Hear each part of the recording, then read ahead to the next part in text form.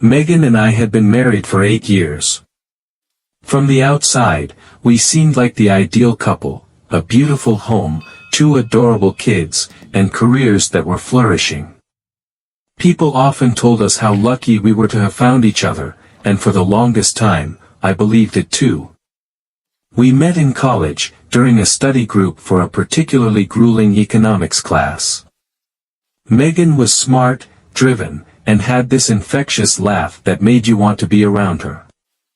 We started dating, and by the time we graduated, we were inseparable.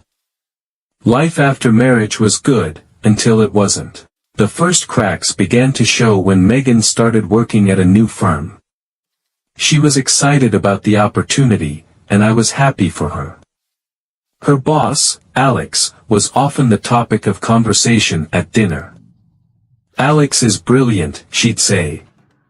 Or, "Alex came up with the most creative solution to a problem today." I didn't think much of it at first.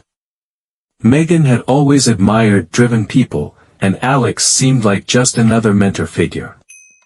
But over time, her mentions of him became more frequent, almost obsessive. Megan began working late more often, claiming the demands of her new position were to blame. She missed our kids' bedtime stories, skipped family dinners, and was glued to her phone even when she was home. I tried to be understanding, chalking it up to the pressures of her job. Then came the weekend conference. Megan said it was mandatory and that Alex was leading it. She seemed unusually excited, but I ignored my nagging doubts. The weekend passed, and Megan returned home, acting as though nothing had happened.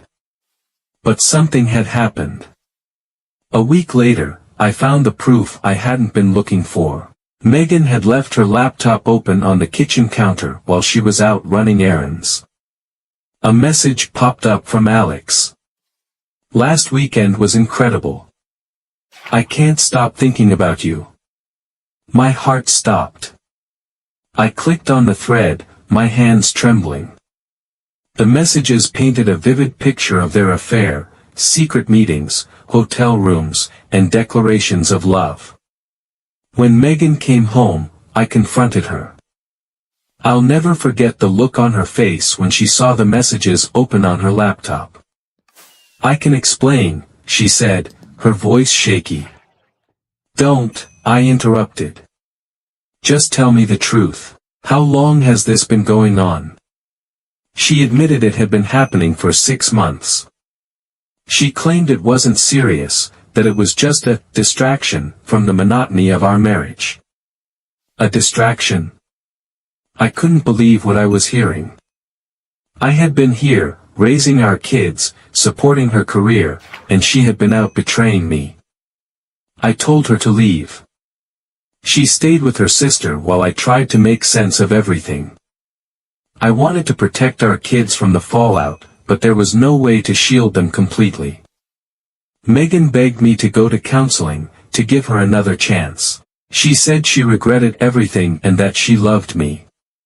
But how could I trust her again? The thought of her with Alex haunted me, and I couldn't see a way forward. We divorced 6 months later. It was one of the hardest decisions I've ever made, but I knew it was the right one. Now, 2 years later, I've rebuilt my life.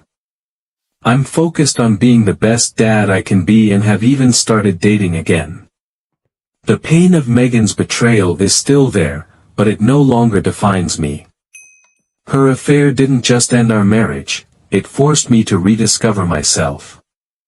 And for that, I'm grateful.